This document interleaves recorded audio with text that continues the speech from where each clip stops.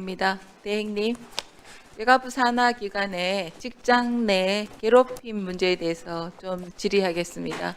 화면을 좀 띄워주십시오. 지난 3월 서울지방노동청이 한국건강가정진흥원에 직장 내 괴롭힘 시정명령을 내린 것이 뒤늦게 알려졌습니다. 우리 전주원 상임이사를 패싱한 문건이 상위기관에 보고됐다는 사유로 상급 부장을 부원으로 인사발령 낸 것이 부당했다는 판정입니다. 노동청은 본 시정명을 통해 가해자를 징계하고 피해자를 보호 조치하라고 했는데요.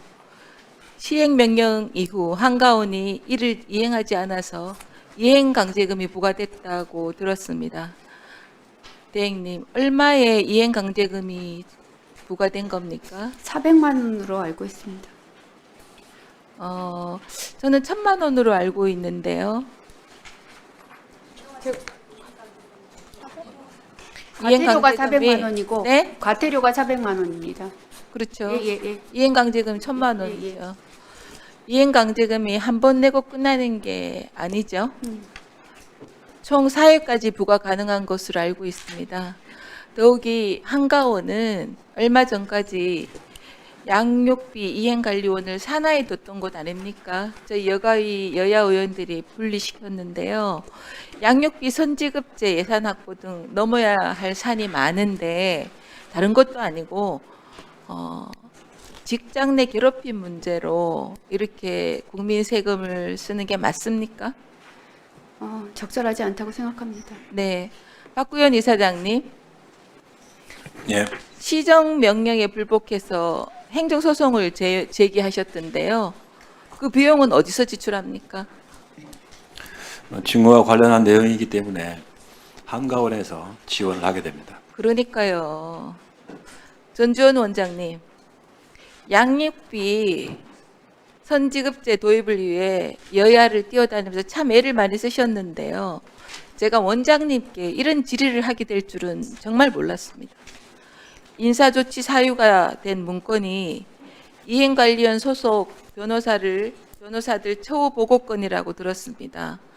중요한 문제고 국회에서도 협력 지원해야 될 사안인데 본부장 보고 후 제출된 문건을 부처 서기관에게도 미흡한 부분, 한계가 있다고 보고된 사안을 두고 개별 소속원에게 공소시효, 전과자 운운하며 책임을 지우는 게 정당하다고 보십니까?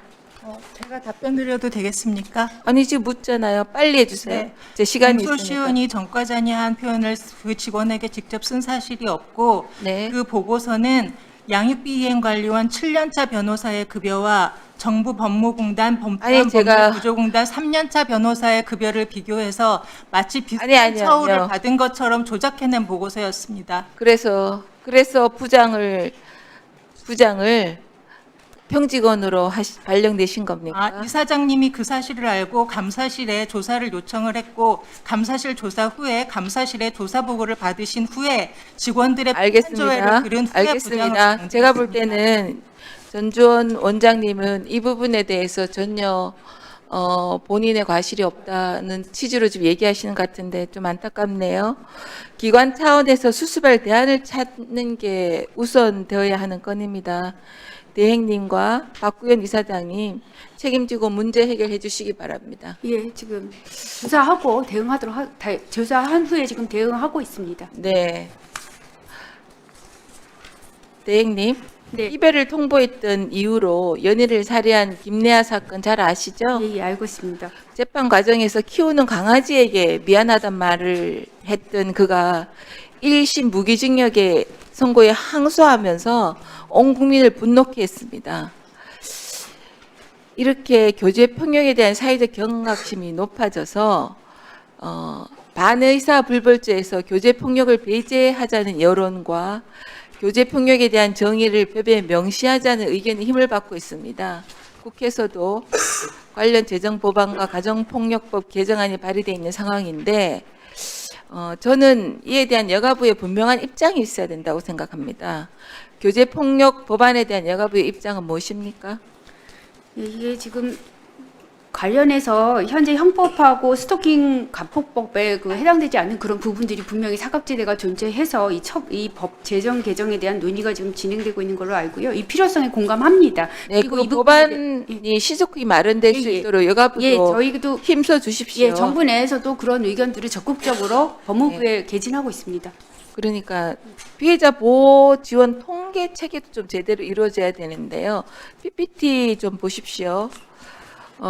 보고 계신 화면은 예방 교육 콘텐츠를 보급하는 정부 사이트입니다. 애초에 자료를 검색하는 카테고리부터 교재 폭력란이 없습니다. 나오는 콘텐츠는 딱 2건입니다. 그래서 또 다음 PPT를 좀 보시면요. 10대 교제폭력 피해자 증가세가 예사롭지 않습니다.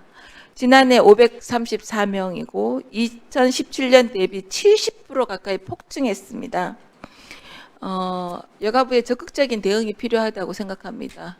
동의하시죠? 예, 통계 그 체계 살펴보고 보완하도록 하겠습니다. 네, 마지막으로 교제 폭력 및 스토킹 등 친밀한 관계에서 발생하는 폭력 피해자에 대한 지원 통계 수집 문제입니다.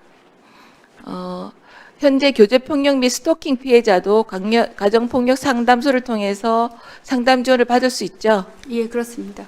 그런데 2020년 한국여성인권진흥원 보고서를 보면 상담 지원 통계가 가정 폭력건을 중심으로 수집되고 있어서 교제 폭력 등에 대한 상담, 지원 통계 수집이나 정보 제공이 굉장히 미흡합니다.